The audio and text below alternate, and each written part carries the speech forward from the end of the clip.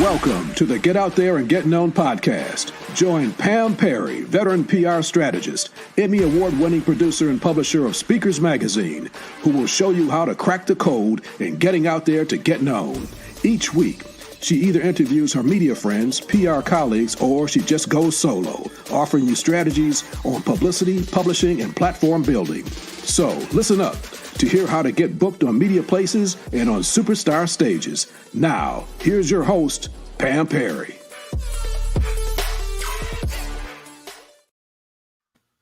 All right. Hey, welcome everyone. Welcome to Get Out There and Get Known podcast.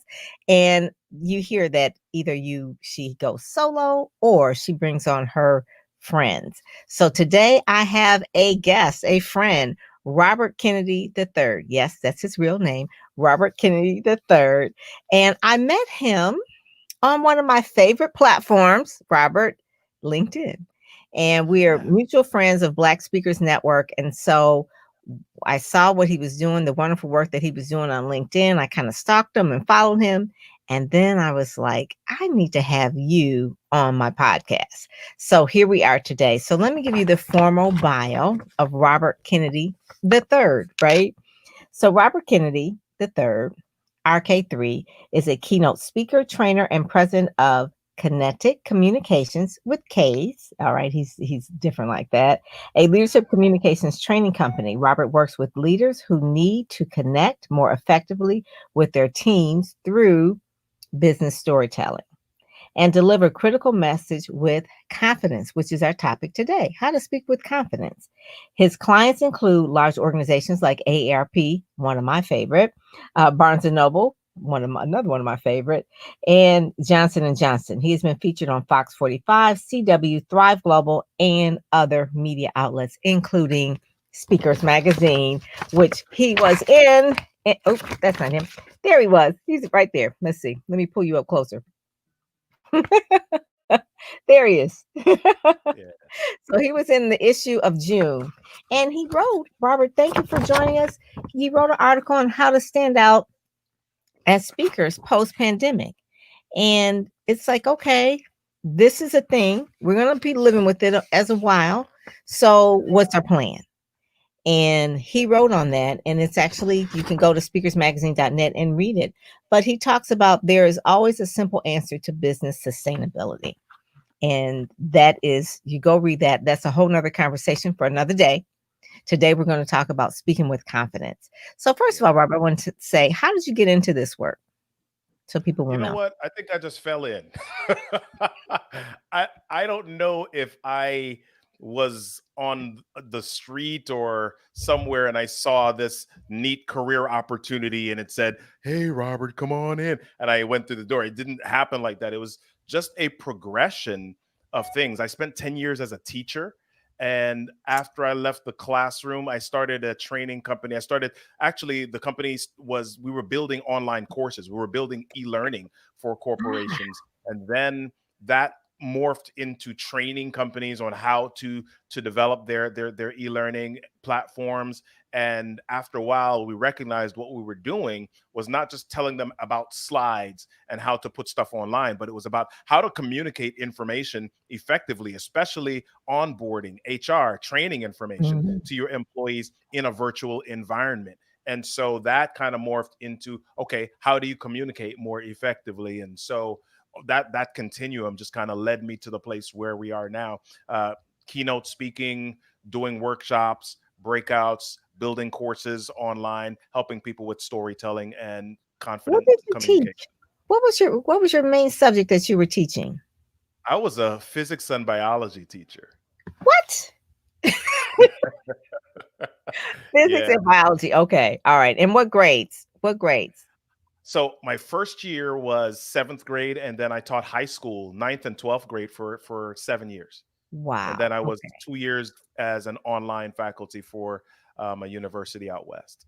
And the reason why I ask that, because I find that those who have been teachers, and especially in junior high, and just in the primary education, those that have been those type of teachers do the best in online worlds, because you have to have a certain type of style, or you have to get the attention of a Mhm. 14, 15-year-old, okay? Yeah, And they're not trying to hear anything about biology and physics.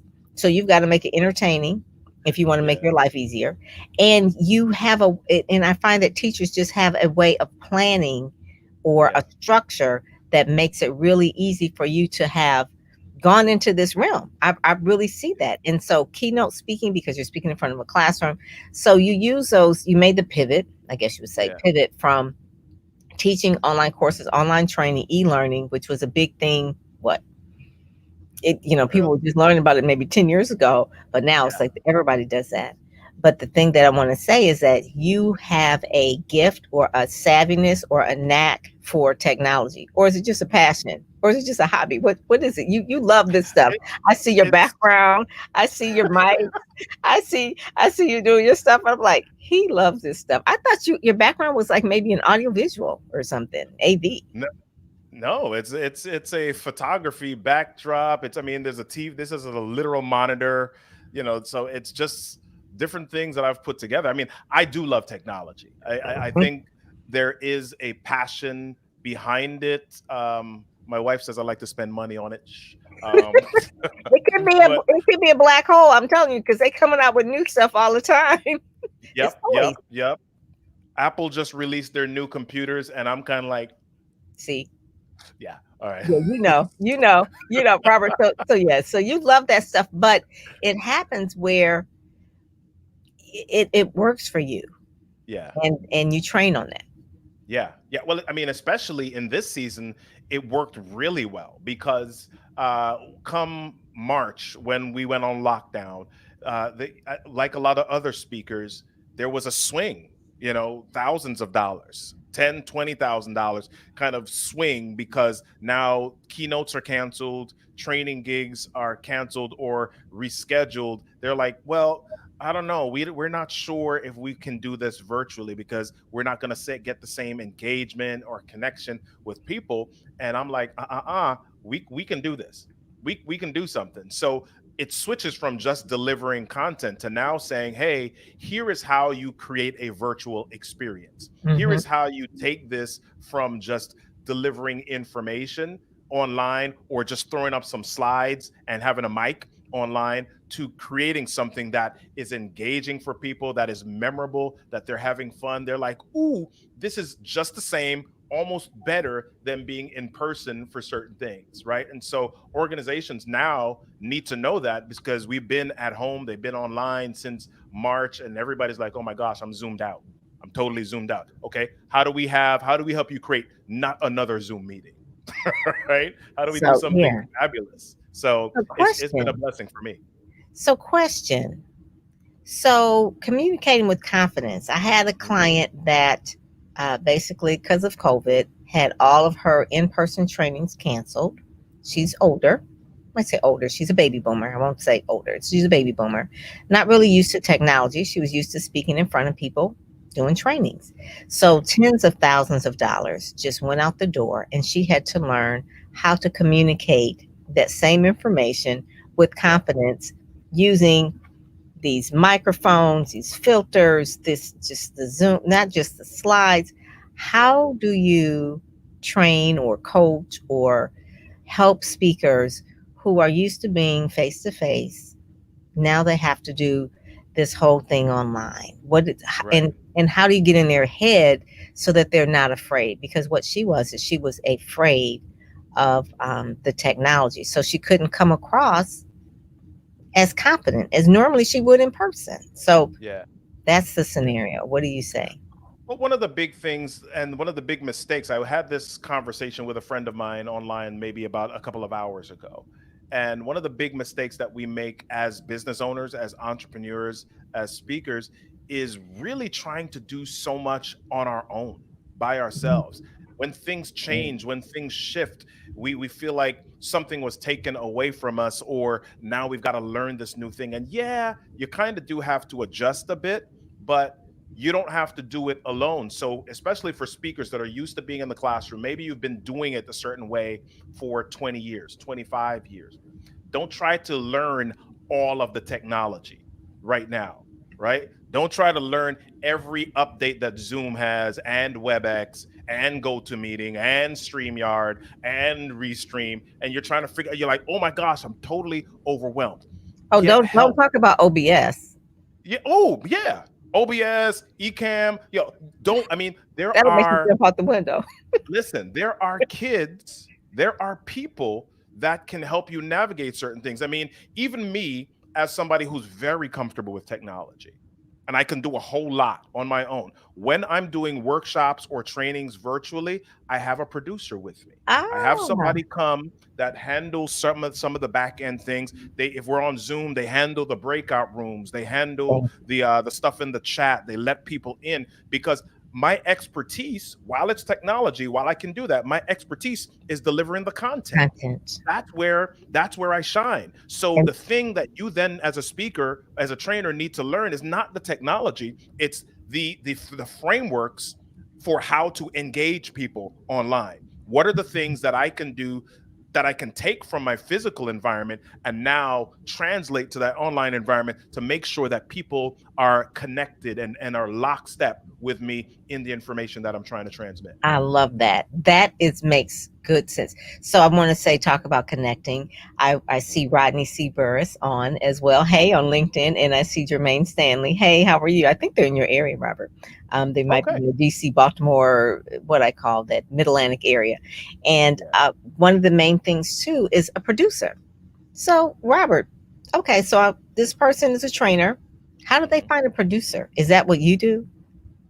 I can, and I do sometimes. My career, my business is not the producer. I do several things. I do delivery training for organizations, but I do coach other speakers, especially now, who are trying to navigate this world. So I might start out with them by saying, you know what, let me help you do this event. Let's walk through the frameworks. Let's figure out what you need, because some of it is the producer for the actual day of event, but some of it is also, hey, how do you look professional on your video? How do you look like an expert on your live streams? Because if I'm coming in and you're saying, I'm going to teach you guys something, and they're looking up your nose because your computer laptop is like down here on your desk, right? And there's a window behind you and the sun is shining and you're looking like the Undertaker silhouette. What about this? This was one time, Robert,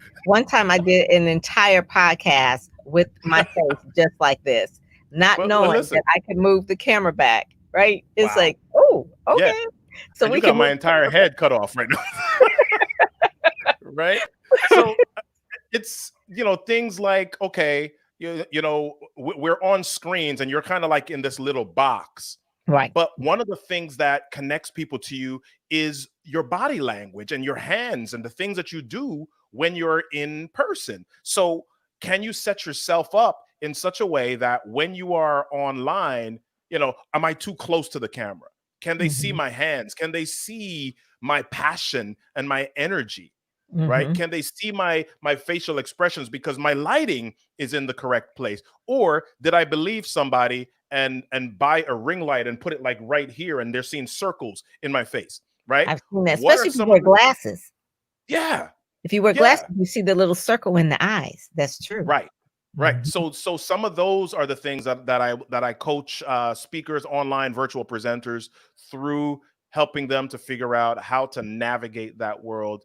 And then, I definitely can connect them with people who can do the production end of things for them. And that will give them confidence, knowing that they have the right lighting, the right equipment, that things won't break, making sure their internet speed is correct.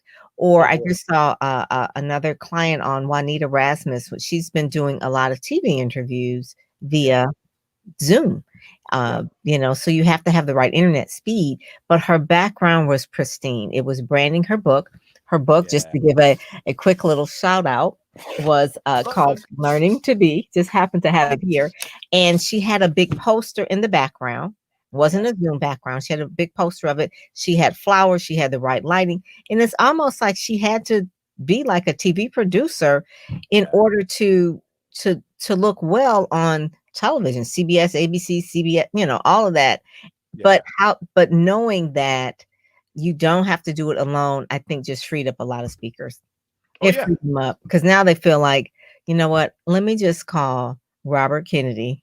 That's a real easy name to remember, right? Okay, especially Yeah. for someone like me. Yeah. There's a baby boomer. It's like Robert Kennedy, and then also know that you don't have to do it alone. That you can find someone to coach you through the look, all that. Not you. They know their content. They just don't know the technology. And we're going to be Right. stuck with this for a while. I'm pretty sure. We're going to Yeah. be doing this probably for At least I the don't next know, 18 months. another year, Yeah. another year. Speaking in Yeah. a box. So how Yeah. do we get out of the box though? You kind of said a little bit of it, but if I were to, I mean, other than going into the rooms, what other kind of things can someone do to give it more of a pizzazz, I guess you would say, and give them really the confidence to charge the Right. thousands of dollars they did when they were in person? So what are Right. some of the tips that you can kind of give us there? Well, you got to get familiar with some of the different tools. So here's where my teacher background comes in, right? As a teacher, I didn't stand in front of the classroom the entire time and lecture, right? There were things that I did. We had smart boards. I was a physics teacher, so I went out into the hallway. We had these wheels. We had the kids putting tape on the ground and measuring stuff and doing races with little cars and stuff like that, right? Because that was there were different learners in the classroom. And as a teacher, you know about kinesthetic, auditory, visual learners and some of the different modalities. Those Mhm. exist online. So as a virtual presenter, how do I approach some of those different modalities? The people that learn by touching stuff, by doing stuff. How do I teach them? The people that learn by hearing stuff. How do I deal with them? Right? The people that learn by seeing stuff. So I'm doing things that are intentionally attracting or addressing those different modalities. So I'll give you a quick example. I did a workshop for a company, and it was like CFOs, big, they were just kind of like left brain folk, right? And people were saying these are logical, they're very detailed, they're structured. And I'm doing this activity. Here's Robert doing an activity that says, listen, I want you to go somewhere in your room, and it's got to be something that's out of arm's reach, and pick up something that's meaningful to you and come back to your group and share with them what it means, why it's meaningful. So Hmm. you're on Zoom, but now you got to get up, you got to move, you got to come back, and you're literally experiencing your space, and you're finding something, and you got to come back and share something from the heart. You got to be vulnerable. You got to create transparency and connection with that. So we combined a bunch of stuff in that one different activity. I didn't have to stand there lecturing the Mhm. entire time. I didn't have to be in my square the entire time. I let them do some of the work as online participants.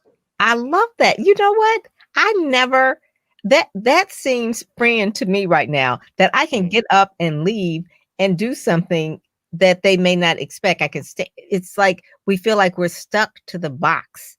We're right. glued to the little cubicle in this box. But you told them get up and leave. It's okay. Mhm. And Yep. come back and move.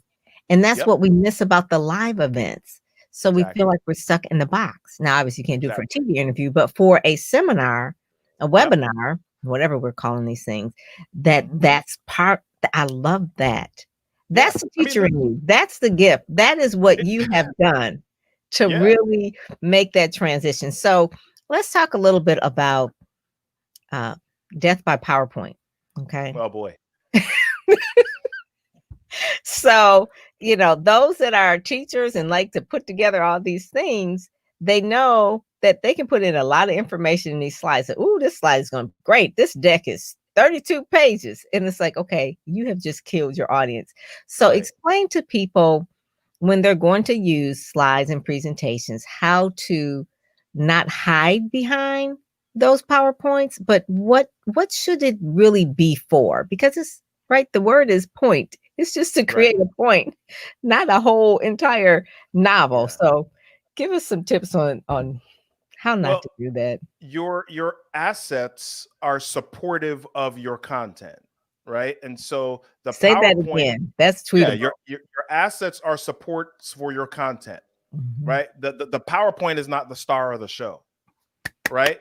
So the Yes. PowerPoint is this thing, and here one of the rules that I have is, listen, even if I have a PowerPoint, it's not going to be on screen the entire time, Ooh. right? There's got to Oh. be times where I stop sharing something, depending on what the platform is. I stop sharing so that I can visually make connection with the audience. At the beginning, in the middle, I'll stop. And one of the things that we need to be able to do online as well is plan times where you will stop for engagement. You don't plan on talking the entire 30 minutes. If you've got a 30-minute slot, stop 8 minutes in and say, hey, what do you think about this? Put this in the chat. Type this in the chat.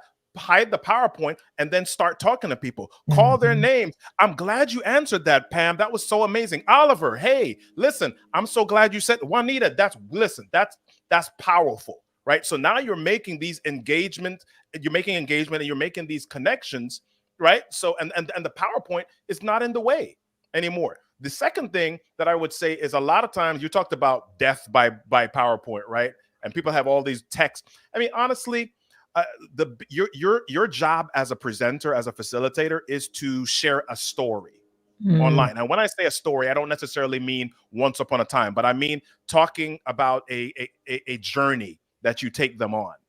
And how do you use PowerPoint, or how do you use online visual assets or slideshows to create that? Use imagery, and I love using large images with one clear statement on it, so that they can see and they make a connection between what's on the image and what's on the text, right? Because they support each other. I'm not just putting a blue background.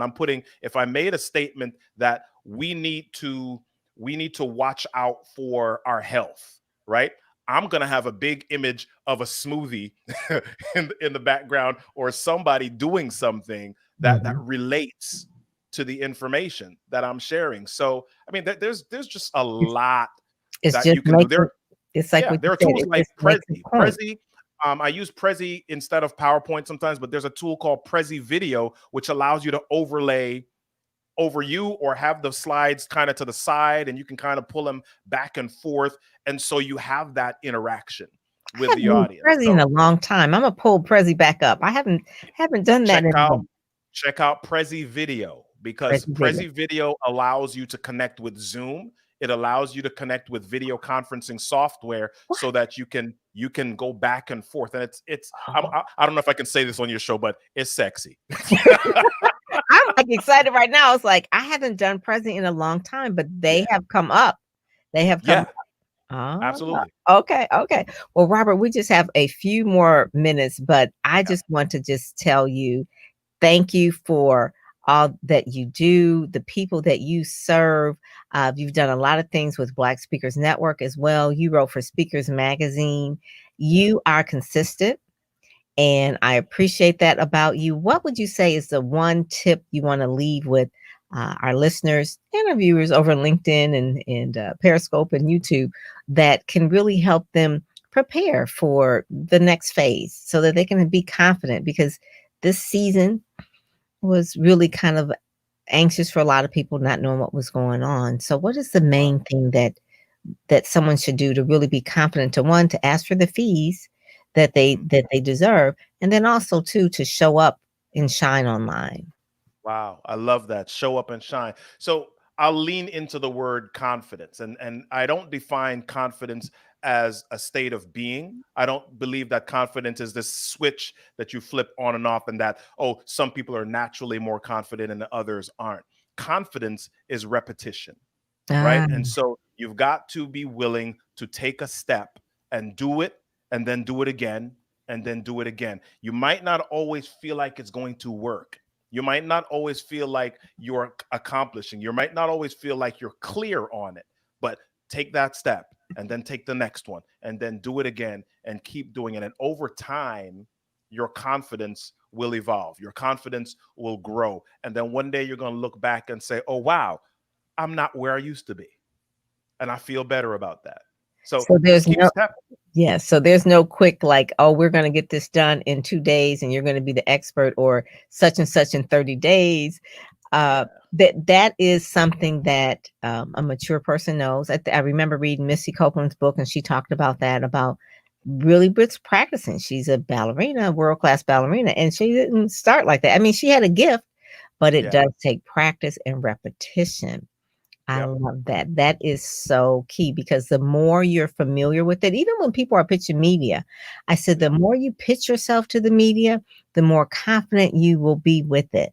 You'll know Yep. when you get a hit, what worked, and you keep doing that over and over again because Yeah. you saw, oh, okay, I got booked on the media by doing that. So you'll keep doing that over and over again, and you'll be more confident with it, and then you'll grow and grow bigger. So thank you, Robert. How can people get in touch with you? Because I know there are some people that need your assistance in terms of really showing up and shining online. So Yeah. how can they reach you? I make it easy. RobertKennedy3.com is my speaker website. You can connect with me on all social media as Robert Kennedy 3, LinkedIn, Facebook, Twitter, Instagram. I ain't on TikTok yet. Don't get on it. It's a black hole. I'm telling you, you'll get hooked and you'll be like, it's 3 a.m. I'm still watching all these TikToks and trying to do. And my daughter tells me, don't do the TikTok. I've done some TikTok. She says, that's not how you do TikTok. I said, I'm going to do the TikTok the way I want to do it. Okay. Yeah. So So Robert Robert Kennedy Kennedy everywhere. Yep. All right. Well, thank you. Thank you so much for joining us. You were fabulous. And I want Thank you you. to write for Speakers Magazine again, too. So think of something you can do for 2021 for us. Okay. Let's do it. All righty. Sounds good. All right. Then. You've been listening to the Get Out There and Get Known podcast brought to you by PamPerryPR.com, where you'll get insider tips on how to build your platform, pitch the media, and promote yourself with confidence. Head over to PamPerryPR.com and get the exclusive video training on the 7 must-have marketing materials you need before you pitch in order to be considered in media places or superstar stages. PamPerryPR.com, where you help you shine like a superstar.